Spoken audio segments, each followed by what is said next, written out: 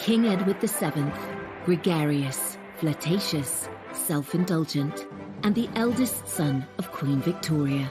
He was a big person, and he liked being quite debonair. He knew exactly what to say to people. He had a reputation for being able to put people at their ease. He dragged the United Kingdom out of the Victorian era into a shiny new century and inspired the Edwardian age. He's like a great big sunburst. This was Britain at the heart of a very, very wealthy empire. The Edwardians enjoyed a golden era. It is a time of great privilege and luxury. But no one ever thought Edward would be a success. They had very low expectations of him as a potential king. As king in waiting, he was written off as a useless philanderer with a long-suffering wife. The Prince of Pleasure, or Edward the Caresser. He does have lots and lots of affairs, lots of girlfriends. In this programme, we reveal the full extent of his scandalous private life. He's very happy to disavow Harriet in court, and that ultimately results in her being confined for the rest of her life in a lunatic asylum. How his beautiful wife, Queen Alexandra, stood by him. She was so tolerant of his misbehaviours, and maybe that also undermined her health. And ultimately, how this playboy prince turned it all around to become one of Britain's most successful and popular monarchs who saved the royal family. The monarchy was really not fit for purpose. Edward did manage to pull it back quite quickly. He was truly the first people's king.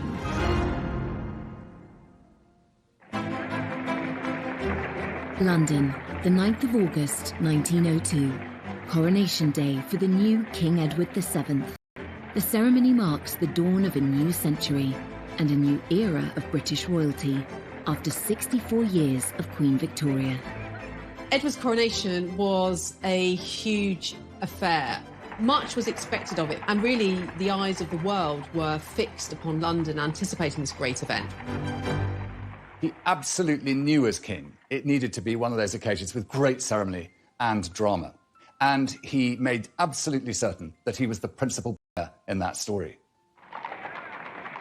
King Edward was driven to Westminster Abbey, accompanied by his consort, Queen Alexandra, his wife of nearly 40 years. The ceremony wasn't filmed, but this fascinating footage reveals what it might have looked like. It was filmed more than a month beforehand in front of a charming painted backdrop of the Abbey. It was released on Coronation's spectacular triumph. It would pave the way for the Edwardian age, which would go on to last for more than a decade until the outbreak of the First World War. The Edwardians enjoyed the spoils of the British Empire in an era that would be known for its elegance in fashion and the arts, and its advances in design and technology. It was all a long way away from the gloomy formality of the Victorian age. It's ceasing to be the sort of horse-drawn, slow society. It's becoming the fast transit modern society with developments in transport, telecommunications, assembly lines are coming in. So this is becoming a recognisably modern society. And for the upper classes, I think you could probably say they never had it so good. The luxurious lifestyle of the Edwardian aristocracy is perfectly demonstrated in glossy romantic dramas like Downton Abbey. Low-paid domestic staff service the needs of their lords and ladies of the manor, a tradition that continued into the reign of King Edward's son, George V. Royal historian Alistair Bruce is an expert on the Edwardian era. In Downton Abbey, you see this sense of everyone having their place, you the King Emperor at the top, or the person who scrubbed the streets or lit the gas lamps. Right from the start of his reign, King Edward was keen to transform the public face of the monarchy. That included upgrading Buckingham Palace and building Admiralty Arch, transforming the Mall into a world-class ceremonial route. The royal pageants we know today, the weddings, jubilees and flypasts, all have their roots in the plans of Edward VII. Going under Admiralty Arch down towards Buckingham Palace. All of that, in a way, was being constructed in this period and sort of being presented as something that had happened from time immemorial. King Edward's mother, Queen Victoria, was rarely seen in public. She had spent much of the last 40 years of her reign in mourning for her husband, Albert. Now, Edward wanted to put on a show. And this era is at the beginnings of celebrity, and he's right at the heart of this very sort of glamorous world. He goes to the theatre, you know, the West End becomes this very glamorous thing. And Edward is sort of touching all these different bits because he's very much a man about town. He just never stopped eating, drinking and smoking cigars. And I think with his top hat at its jaunty angle, he represented the very embodiment of the age that took his name. Edward VII became a hugely popular monarch, but at the start of his reign, no one took him very seriously at all. He was thought to be a prince of pleasure with little experience of state responsibilities. There were reservations among some that really this was an intellectual. He was a kind of good time boy. He could take people out. He would entertain them at banquets. He knew exactly what to say to people. There were all these sort of rumours that surrounded the new king, and Kipling, the writer, called him a corpulent voluptuary. He had a reputation as a playboy, as a womanizer. Henry James, the great American writer who lived in Britain, called him the arch-vulgarian. The womanizing king had had several high-profile relationships outside his marriage, pushing against the accepted boundaries of the time. And one of these relationships would end in a very public and scandalous trial that had the nation gripped. Lady Morden was sectioned, effectively. She was declared mad. Her own family say, oh, she's mad, and they put her in a loony bin.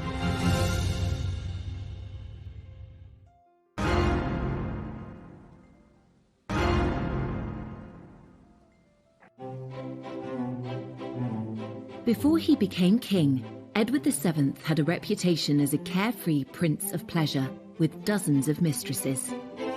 Known to his family and friends as Bertie, his first encounters with women took place when he was just 19, at a time when Queen Victoria and Prince Albert kept the life of their son and heir under strict control. Throughout time, human beings will find their sexual expression, and that was no different for aristocrats and even princes of the royal blood. And yet, for Bertie, it was difficult because he had parents who established such strong moral codes into which he was actually a prisoner. His mother, Queen Victoria, despaired of Bertie's potential as heir to the throne. He was, to her, really a massive letdown, certainly compared to his father, Albert. And Edward really turned his attention away from the schoolroom and instead lived a life of pleasure. At the age of 19, in a break from his studies at Cambridge, Bertie was sent to train with the Grenadier Guards in Ireland. The Queen thought this might knock a sense of duty into him. Bertie, in the eyes of his family, makes his first really big mistake in 1861. He's living at an army camp in the Curragh in Ireland. A kind of sexual prank takes place in that some of his fellow officers invite this woman, Nellie Clifton, the woman of easy virtue, and he goes in and he finds her in his camp bed, and he's very keen on this. And I remember when I was researching this and looking at Bertie's diaries, there's an entry around this time at which he says, NC first time, NC is Nellie Clifton, NC second time, NC third time. There was absolutely no question that the young prince slept with Nellie Clifton. But this was something that was complete. It was only natural that his fellow brother officers would give him the chance to discover his sexual identity too. And what human being of that generation, given that huge opportunity in relation to the prison he'd lived in, would turn it down? When Victoria and Albert found out, they were appalled and urged Bertie not to be tempted by women. They were also trying to arrange his marriage to Princess Alexandra of Denmark. Albert dreaded the effect of what he called Bertie's fall from grace on their wedding plans. With this incident, it was his great worry that the future king of Denmark would not allow his daughter, Princess Alexandra, to marry a broken prince. Albert needn't have worried. Bertie's engagement to Alex went ahead without difficulty. Living in different countries meant they barely got to know each other before their marriage. And they met for the first time in the Cathedral of Speyer, near Heidelberg. They got on very well. But of course, the wedding itself had to wait several years because she was young. Alex was 16 at the time, the sweet-natured oldest child child of Prince Christian of Denmark. She was famously gorgeous. She was very lively. She wasn't particularly bright or well educated, but she loved having a good time and she rode a horse beautifully. She was a lot of fun to be with. They married 2 years later in 1863 and were very much in love. Bertie was faithful to Alex at the start, and she had no idea he had a roving eye. But he was soon meeting other women, at first out of her sight in the brothels of Paris. He does have lots and lots of affairs, lots of girlfriends. Even after he gets married, he had a tremendous reputation in Paris for visiting brothels and going to the theatre and having affairs with opera singers and actresses. In Bertie's social circle, adultery was really a sort of recognised sport. Bertie may have thought, well, you know, they're all at it, why on earth shouldn't I? Bertie's adventures in Paris began in 1864 when he was 23, just a year after his marriage to Alex. We know that he went to a very classy brothel called Le Chabonnet. Our knowledge about this mainly comes from later years, when the fixtures and fittings of this very fancy brothel were sold off, and certain kind of objects become associated with Bertie. The prince is said to have used this chair to entertain 2 women at once. But this is a kind of 2-level construction. It has a kind of a platform at the top and a platform at the bottom, and it has handles. And it's quite hard, to be absolutely frank, to work out quite what you would do on this. It's believed Bertie also enjoyed the use of this silver swan Filled with champagne to entertain his ladies. Bathing in champagne seems a bit like the idea is probably better than the execution. Bertie may have pulled off these escapades in France without the knowledge of his wife or his controlling mother, but he had other relationships closer to home, which soon came to their attention. It's very hard to know how many mistresses Bertie had. There's hardly any letters, any correspondence from women is preserved in Bertie's papers.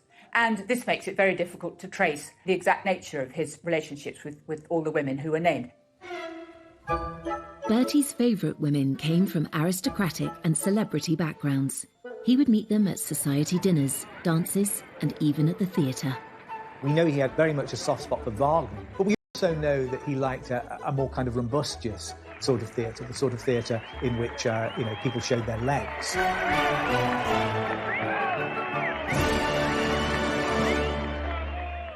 A mistress, the word today, implies a slightly seedy relationship, perhaps, and probably an adulterous relationship. For Edward VII, I think he thought these relationships were sort of what he deserved to have as prince. One of Bertie's best-known lady friends was Lily Langtry.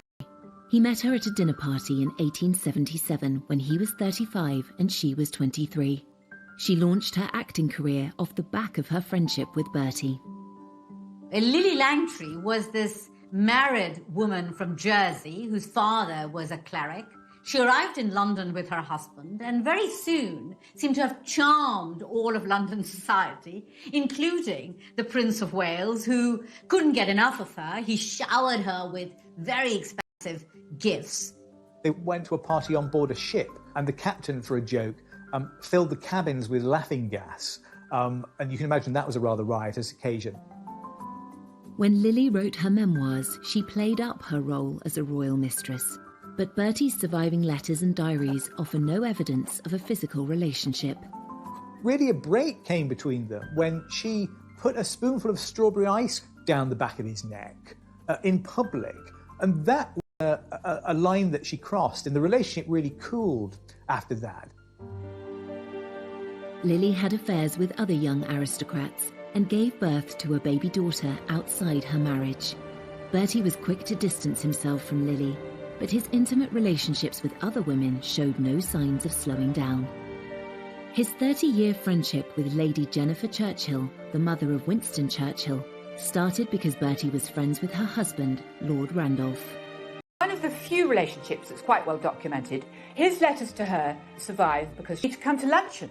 Very often there's a lot of sort of endearments, but it doesn't mean that this was a sexual relationship.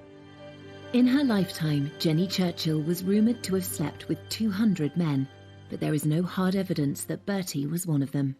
Winston Churchill is said to have asked her whether she thought she might be in with the chance of becoming the first lady of the bedchamber.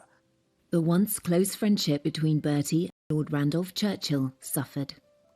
One of the tensions in the relationship between Lord Randolph Churchill and Bertie was, of course, the fact that Bertie had this long-standing flirtatious relationship with Lord Randolph's wife. When Lord Randolph died of syphilis in 1895, Jenny sought advice in arranging his funeral. Among those she turned to was Bertie's wife, Princess Alexandra. Some of Bertie's mistresses were not unknown to Alexandra. They were from their mutual social circle. So Jenny Churchill did consult with Alexandra. This was about protocol, but it certainly shows this extraordinary attention at this time for preserving appearances. The minute there was, say, a court case because of a divorce, that led to, serious shutdown. But if it was sort of people were discreet, they could behave in quite an immoral way. One of Bertie's female friendships did lead to a divorce case and a serious scandal. It had begun in 1867 when he started calling on Lady Harriet Mordaunt. Her sisters were friends of Bertie's. Harriet Mordaunt was a young woman who was married off to Sir Charles Mordaunt, a rich aristocrat. Harriet was 20 and 12 years younger than her husband. When he went abroad on a fishing holiday, Bertie visited her in the country and watched her riding her 2 new white ponies. But Sir Charles came home early and found them together. Historian Anne Somerset is one of Harriet's descendants.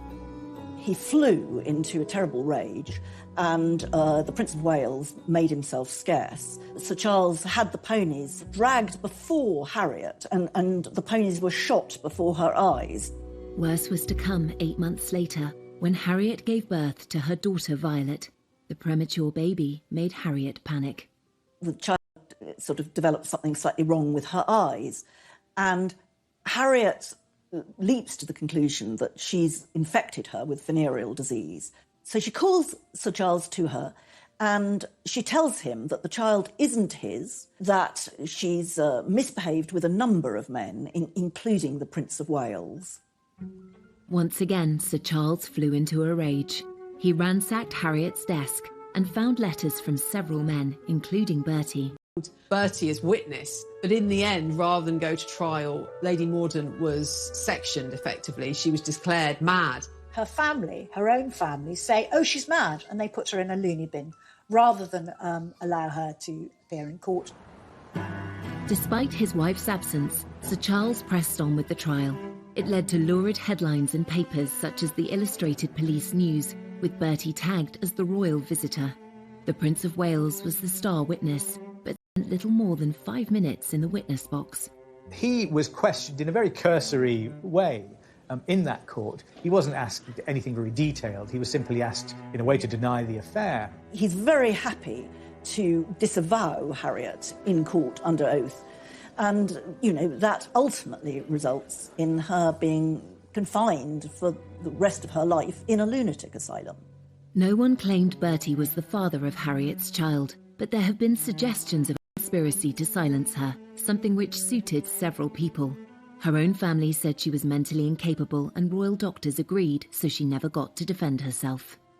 There's a suggestion that, Bertie was sort of colluding with Harriet's father, Sir Thomas Moncrieff, to ensure that she was declared insane. And certainly they all seem to have been prepared to sacrifice her, providing that the so-called honour of the family and indeed the status of the royal family was protected. Bertie assured his wife Alex and mother Queen Victoria that he had done nothing wrong, and they believed him, while Lady Harriet was locked away for nearly 40 years until her death in 1906. In these sort of days of the Me Too movement, many people would feel more severe about him. I think, in all fairness, one should pay credit to his better qualities, his achievements as king, and how he actually sort of managed to be a very popular monarch. 30 years after the Mordaunt scandal, Bertie was crowned king. His relationships were so well known in society by then that they were amusing rather than scandalous. He insisted that a group of his former mistresses should be invited to the coronation. Accompanying Edward at his coronation was, of course, his queen. Alexandra of Denmark, but also a group of women, the king's mistresses, who were together in a pew that was dubbed the king's loose box. And so mistresses of long-standing, Jenny Churchill, Winston Churchill's mother indeed, and Alice Keppel. So long-standing mistresses of Edward were there at the heart of this establishment occasion. One wonders slightly what the atmosphere was like within it. Been a playboy all his life, a trend that would continue into his reign. And the excesses extended to other areas of his lifestyle too. His drinking, eating and smoking was infamous, and soon it would bring him to the brink of death. Let's not forget that this 48-inch chest, 48-inch waist, there is a kind of foul burst that comes from it that says there's been an abscess in his flesh.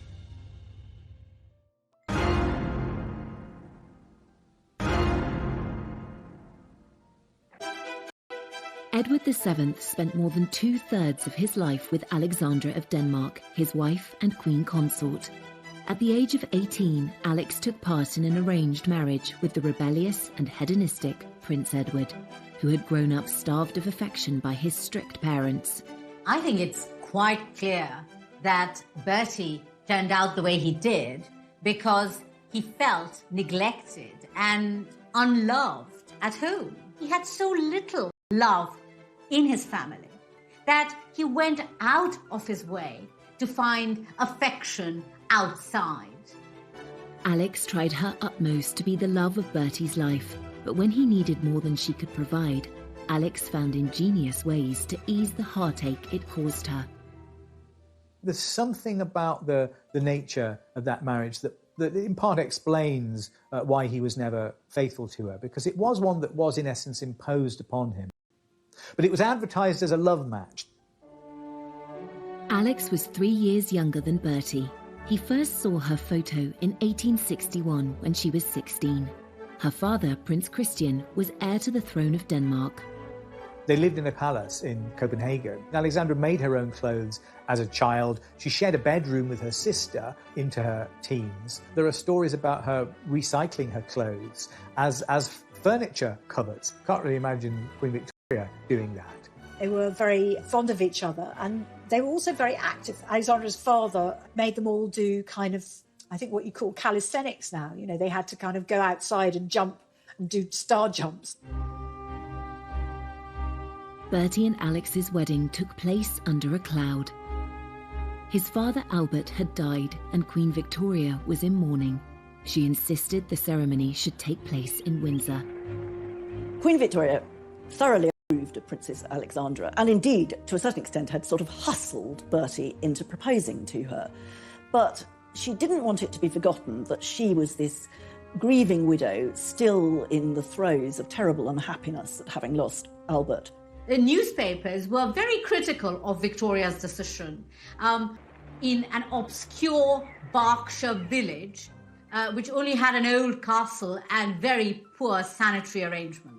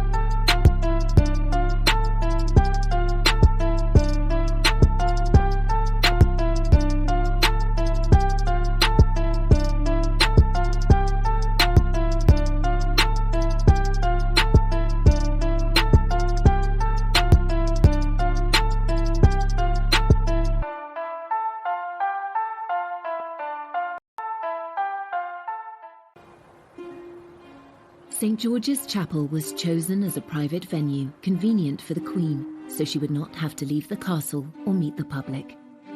Victoria sent word that the guests and bridal party should dress in colours of mourning. At least Alex was allowed to wear white. There's a great painting by Frith in which you see the married couple, and then above there's a sort of box in the wall where the Queen stands and all the light is on the Queen. The Queen's grief also taints the wedding photographs. She insisted that a bust of Albert should join them while she sat between the married couple.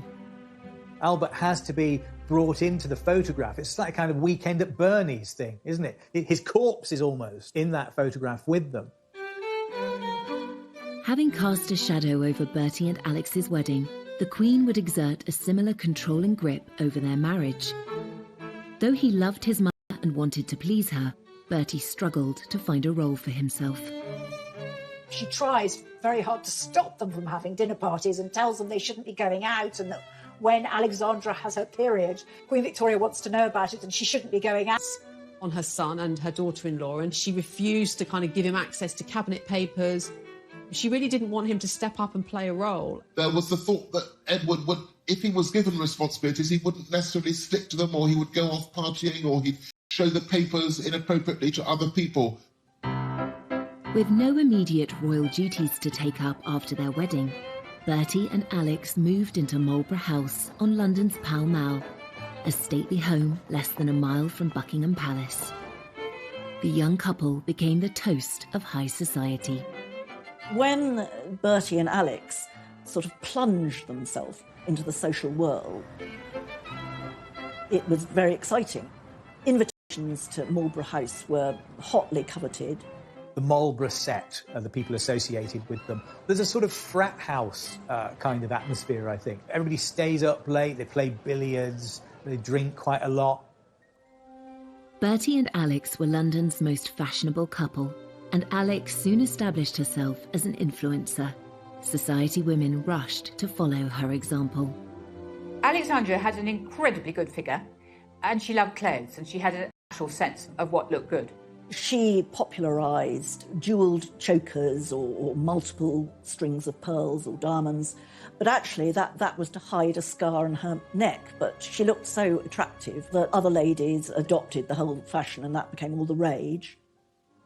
Alex also had a positive influence on the reputation of the royal family. She was a person who worked through persuasion rather than by aggressive argument, but she found ways of making her own way.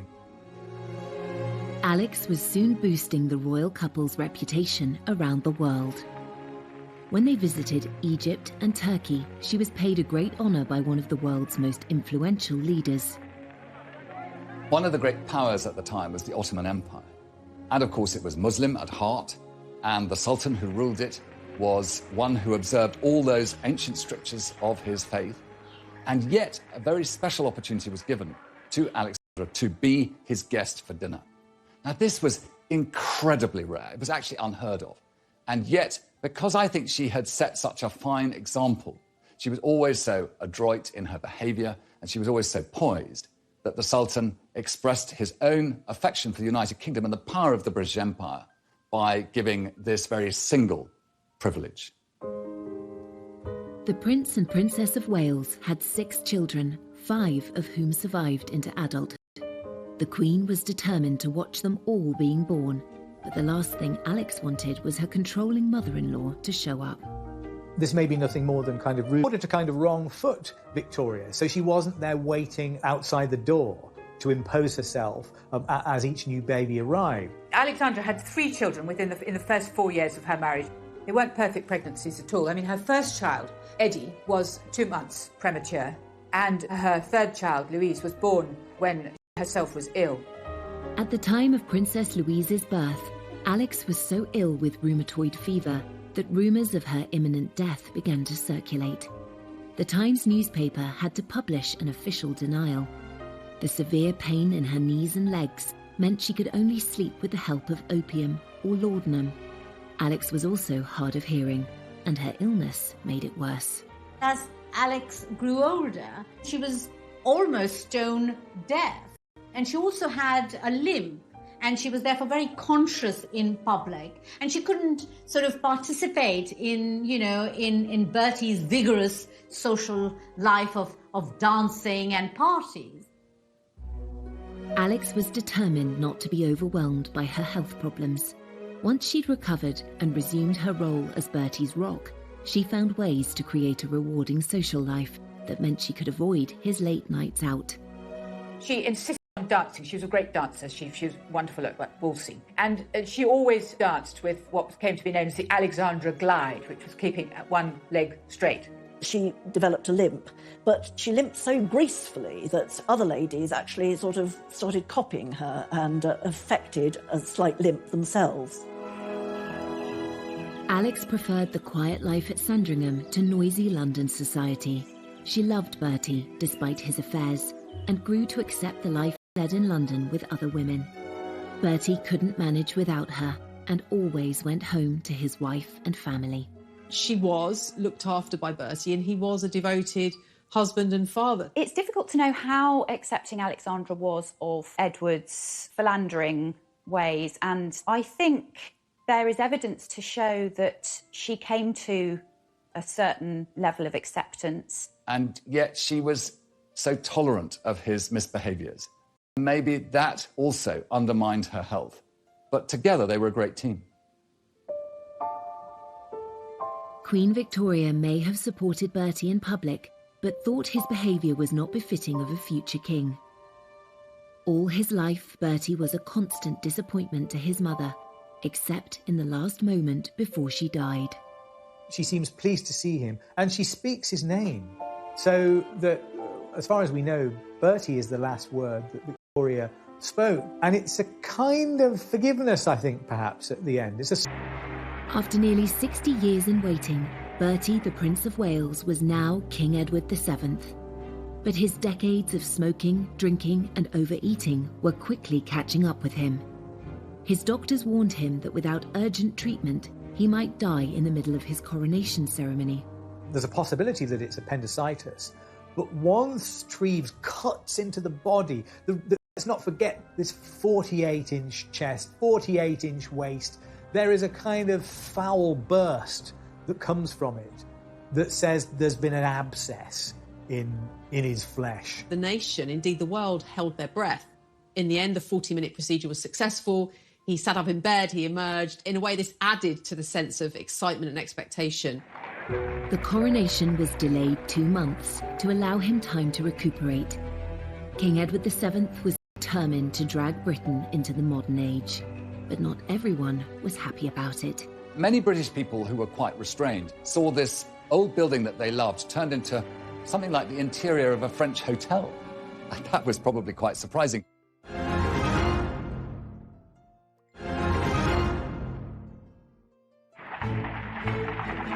When Edward finally became king, he was determined to modernise the monarchy.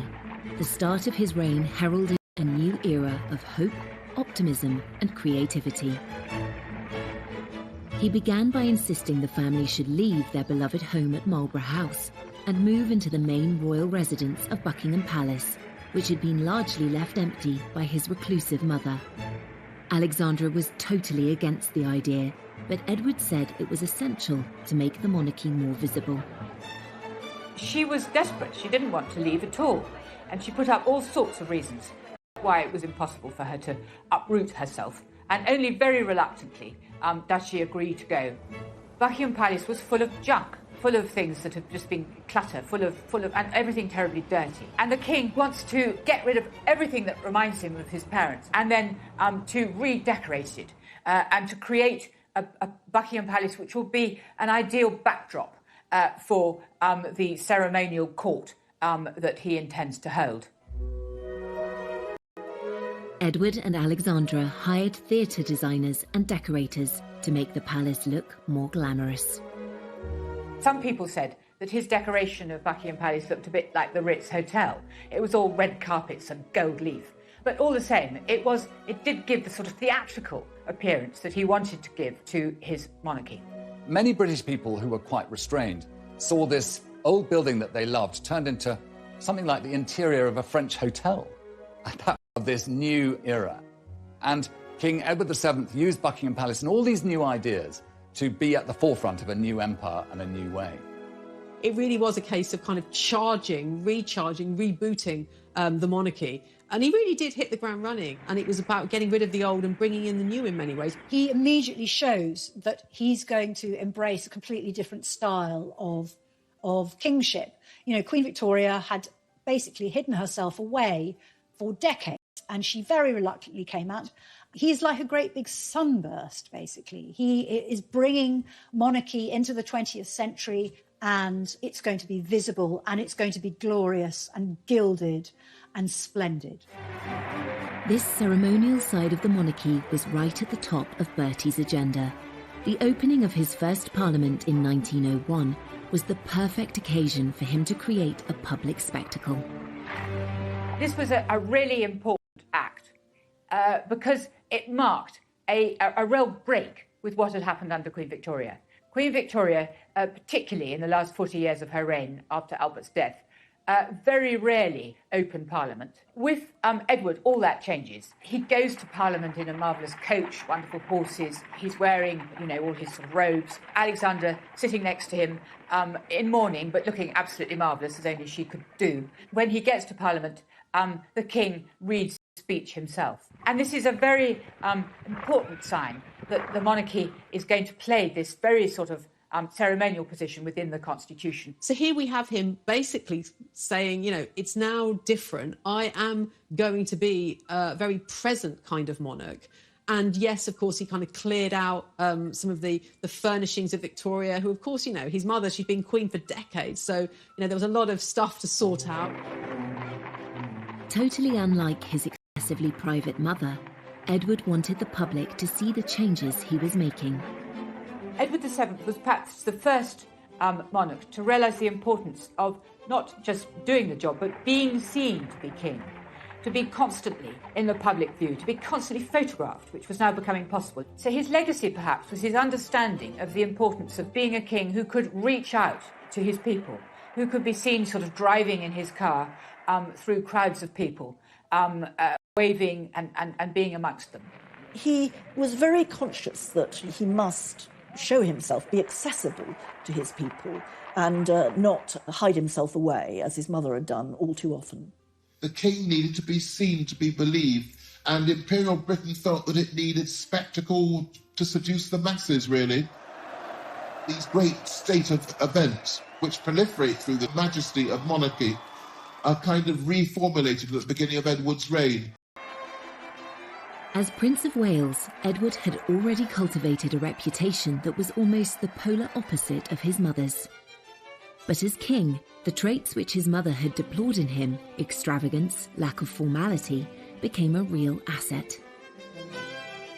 I think there's one way in which you can really see Edward as embodying the spirit of his age, and that he is, in a way, a kind of anti-Victorian. That whole decade is shaped by the desire, I think, to put the 19th century behind it. There's a kind of disgust for the Victorian that is very apparent in the early years of the 20th century and became even greater later. And in a sense, that whole era is rebelling against Victoria, is trying to make a break with her, just in the way that he also tried to expunge the Victoria from his life once she departed the picture. Here was something new and a chance to be breaking free of all that constraint, all that endless British expectation of good behaviour. This was a new king who represented that burst of joy, burst of change, and opportunity for the aristocratic classes to have their great time in the sun. And the ebullience that had perhaps got him into trouble became the very element that made him the success he was. The king loved the new technology that was coming on stream, and he was personally involved in a major moment in international communication. When the first transatlantic radio message is beamed by Marconi, the sender is Teddy Roosevelt, the recipient is Bertie. That's part of the story of the special relationship, the fact that this Morse message goes across the Atlantic and goes from Roosevelt to Bertie. When he received a message from the President of the United States, it was the start of something exciting and new in the 20th century. And of course, he was the first great monarch of that century. This was also the era of the motor car, which gave individuals such freedom to roam. But this exciting invention was a status symbol that only the rich could afford. He was a great aficionado of it. He loved being driven around. I mean, they must have been terrible, smoky old things. But he was determined to represent the creative empire that he was king for. And after all, Britain had brought the world the Industrial Revolution, and its success as a trading nation depended upon its capacity to stay at the forefront of all ingenuity and technology. And he recognised his role in that. In this era of exciting technological advancement, the Edwardians also adopted radical new look, and Edward himself was regarded worldwide as an arbiter of men's fashion. When Edward VII became king, it was a time when gentlemen of his station would change no less than 7 times a day. And so dress and clothing was very much a part of the apparel of kingship. And there was a lot to cover. He was a big person, and he liked being quite debonair, quite ebullient in the way he chose to dress. He also set another trend which still holds today. The tradition of having the lower button on a waistcoat undone. Again, that was Edward's invention as a product of his large stomach. It's still something that you're told to do if you get married in a suit from Moss Bros. And it's said that he's the founder of this tradition, and it's slightly a way of disguising the fact that his belly is kind of bursting through this garment. For the ladies, voluminous skirts were out and the Gibson girl was in. Named after an American artist, this embodiment of the ideal Edwardian woman was slender, with an ample bosom and hips, and hair piled up on her head. It's a period of great change in women's fashions. That Gibson girl look, with the waistline going higher and the neckline going lower, and all of those enormous picture hats that would have been a great annoyance to anybody in the cinema, I think, or in the theatre. The actual materials that were being used to craft these fantastic ensembles was very much about creating a sense of richness.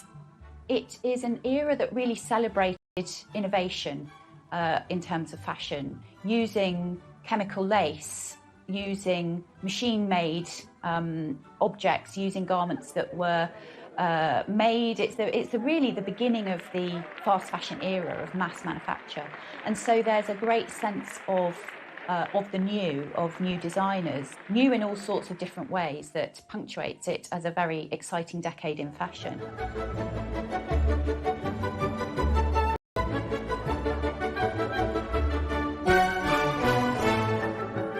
Under the fun-loving king, the leisure and pleasure industries boomed. The Apollo Theatre and the London Hippodrome opened. And another famous landmark, the Ritz Hotel on Piccadilly, which quickly became the ultimate high society destination. The king was a big fan and loyal client of hotelier Cesar Ritz. As these elegant vintage photographs demonstrate, the glitzy new hotel's groundbreaking features included ensuite bathrooms, double glazing, walk-in wardrobes and beds made of brass rather than wood, the definition of luxury. There's also an interesting architectural term here that we can call the Edwardian Baroque. You know, you've got buildings that are on the inside are extremely modern, like the Ritz Hotel, which has a kind of skyscraper structure. It's steel inside there. But the outside of it, you'd think it was, it was something that had dropped down from the Palace of Versailles.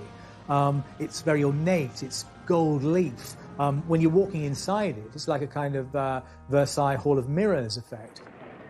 Everyone hankered for a taste of the high society glamour of Edward's lifestyle. Even if the Ritz was a little beyond their means, they too could enjoy the sophistication of taking afternoon tea at one of the many corner houses, maisons, that sprang up across the country, especially those belonging to the Lyons Corner House chain. Life might have been fine and dandy in Edward's Britain for those who could afford it, but there was a less golden side to the golden era. A huge divide between the haves and have-nots. It's probably too easy to sort of forget about the fact that all sorts of people were actually living in considerable hardship. And in fact, there were very bad class tensions which were intensifying during the reign. Many thousands of men and women were in service at this time. It was a huge employer, but there's no doubt that the hours were long. It was incredibly difficult work. Often the treatment could be very poor.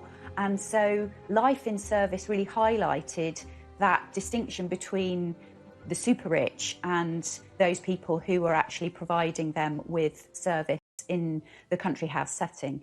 The Edwardian era is it's a kind of golden age before the horrors of the First World War. It is a time of great privilege and luxury. But on the other hand, where the Edwardian era gets its sort of tension from is that it's also a period of extreme inequality in income, a period of acute poverty, and a period when you see the beginning of important welfare reforms. Though life in Edwardian times changed dramatically, some things stayed the same. Edward was still seeking companionship from women who were not his wife, and one of them has a direct link to Prince Charles.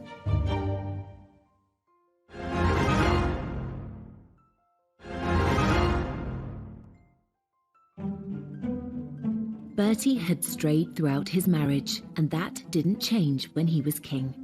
And one woman had the dubious honour of becoming known as his last mistress. Alice Keppel was famous before she started her affair with Edward, because she was, dinner parties were a hot ticket because lots of politicians and, famous aristocrats would be there. People are made to understand that if they want to have the king to dinner, or if they want to have him to stay, Mrs. Keppel must come too. So she constantly accompanies him, and she has a very good effect on the king. She was able to put him in a good mood. If you wanted something out of the king, the best thing was to ask Mrs. Keppel, and she will get the right answer. She was witty, she was quick, she was interested in politics. She was able to act as a kind of bridge between the king and some of the liberal leaders with whom he didn't get on very well, people like Lloyd George.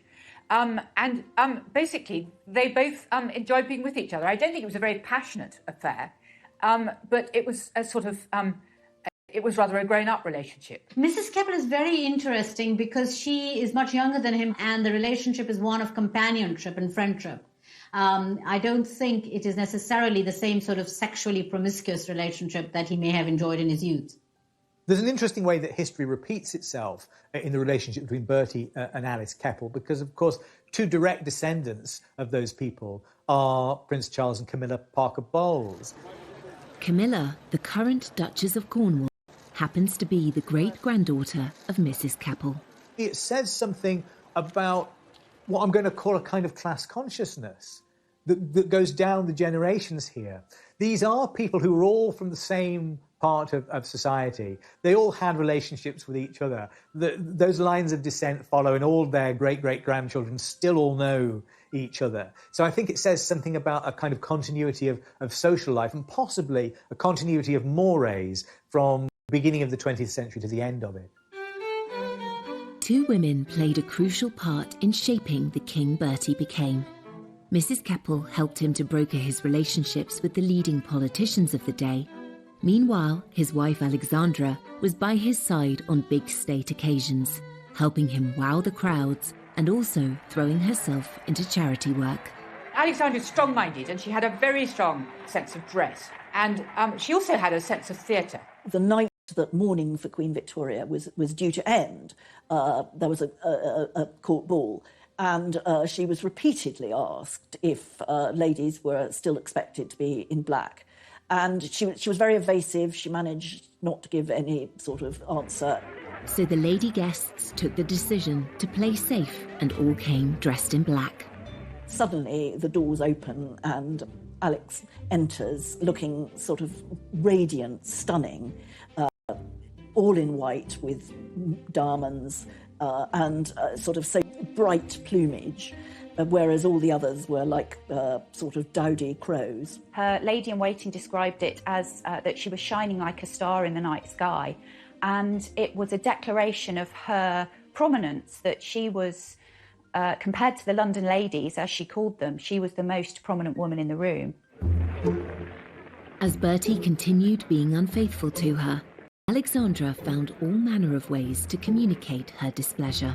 Alexandra was clever at managing Edward and punishing his indiscretions fairly subtly. She was deeply hurt and often humiliated by Bertie and his shenanigans, especially because it was impossible to keep it private. And one of the ways in which Alex responded to her husband's affairs was to take herself out of the picture almost completely. You know, she traveled to visit relatives in Denmark or Russia, or traveled in the Mediterranean, making it very clear that she wanted to distance herself from her husband because she disapproved of his actions. And there was another surefire way to put him in his place. He's obsessed with punctuality, and she is constantly, blithely, infuriatingly late for everything. The idea of keeping a king waiting is completely unacceptable. But Alexandra knew exactly what she was doing, and she would appear looking absolutely wonderful, and the king would fume, and the point would be made. But despite the friction over his affairs, the relationship between Bertie and Alex had lots of strengths. There are plenty of eyewitness accounts of great fondness, almost a sort of jollity, really, going on between them. They enjoyed each other's company. They were good-humoured in each other's company. I think, in a way, it's a surprisingly functional relationship, given the circumstances, and a relationship of some complexity. There doesn't seem to have been much agony in it, if I can put it like that. Aside from her mischievous attempts to punish her unfaithful husband, Alexandra threw herself into charity work. Alexandra has an extraordinary sort of innate sympathy. A bit like Princess Diana, she was able to visit hospitals, to talk to everybody she could see, to shake people's hands, to cheer them up. She helped raise funds to fit out a hospital ship named the Princess of Wales that was used to bring back wounded soldiers from the Boer War. She brought a sense of responsibility and kindness to the monarchy. Queen Alexandra, in her own quiet and dignified way, which was compassion, that sense of the charitable, and the loving nature of a state that was in its own way becoming more liberal and more aware of those who needed help. The value that Alexandra brought as queen to her relationship with Edward as king cannot be underestimated, and in some ways she can be seen as his saving grace.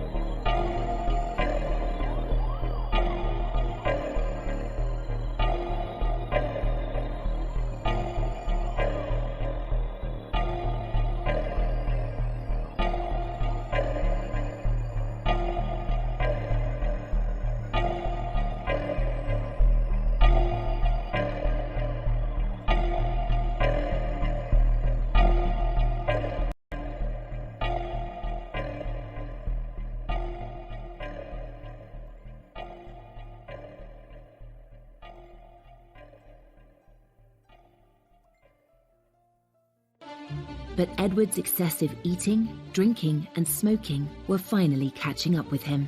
Every larder had been opened to him, every drinks cabinet, and a lifetime of that indulgence was bound to take its course. And his health did decline. And everyone could see Queen Alexandra watches this with great sadness. He had achieved so much since he came to the throne, but his reign was about to come to an abrupt end.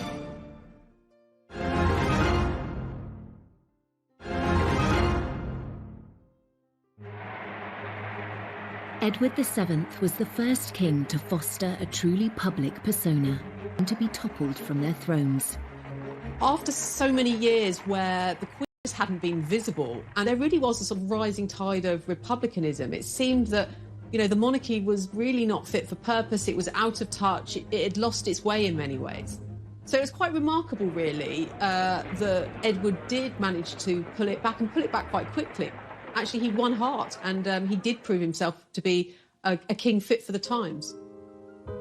And though Edward's reputation as a fun-loving playboy never left him, his many triumphs far outweigh this.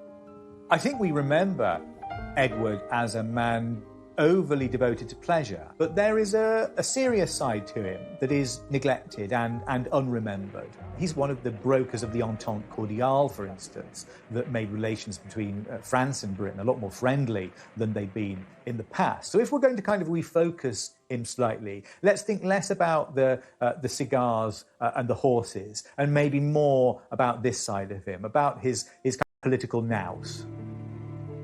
And when Edward went on an official visit to India, he also demonstrated an enlightened outlook on race relations.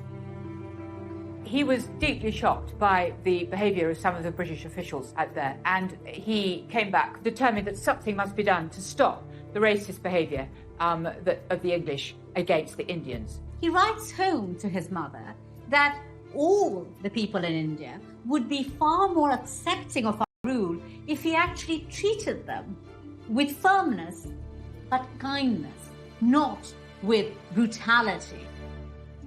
He had defied all expectations of him, particularly those of his mother, and he was determined to make sure he didn't make the same mistakes with his own children as she had with him. Edward sets about training his son up to be king. You know, he makes sure that George has a desk next to him. You know, he makes that part and parcel of what you do for an heir, is that you prepare them. Towards the end of 1909, Bertie's health was failing. He just won't look after himself. He goes on smoking cigars. He goes on eating huge amounts. He finds it harder and harder to walk. And, you know, basically his body gives out on him. Alexandra returned from a trip abroad to find him seriously ill. And on the 6th of May, 1910, Edward suffered a series of heart attacks. But even at this difficult time, the king's mistresses were never far away. Mrs. Keppel had a letter which the king had written to her, telling her that if ever he became ill or was on his deathbed, she produced this letter, and Alexandra, on the strength of this, allows Mrs. Keppel to come and say her goodbyes to the dying king. And Mrs. Keppel, when she saw him so ill, has a sort of hysterical fit, starts weeping and making a lot of noise and being very sort of what you don't want to have in a sick room. So she's bundled out of the room, and shortly afterwards the king dies. After he dies, Alexandra has his body laid out at Buckingham Palace for 8 days.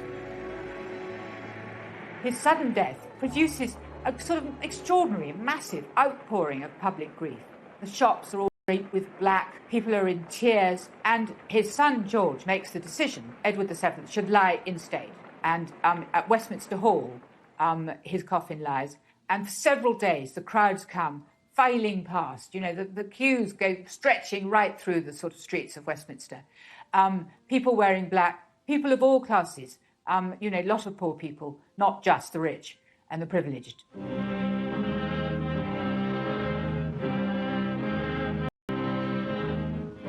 Predictions he would be a terrible king had been proved totally wrong. His funeral was held 11 days after his death, and it too drew huge crowds. The funeral of Edward VII is, in a way, it's the biggest production number of his career. It's the climax of it all. He has been the person pushing for this kind of monarchy, this highly ritualized, spectacular version of monarchy, where all its processes are attended by a sense of choreography. You know, the rising tide of political and social reform and the pressures in Europe, he actually played those to his strength and was seen to be a measured, peacemaking, constitutional monarch, actually exactly what was needed at the time. After less than 10 years on the throne, Edward VII created an impressive legacy. And what of the era that was named after him? When people look back at that time, there is, at one level, a great deal of nostalgia for a lost age of long, lazy afternoons punting on the rivers and evenings spent in, going to the theatres or the music halls in London. He reigned during a remarkable period of flux, and it's left us with romantic impressions of high society living and a touch of bygone luxury that we all secretly long for.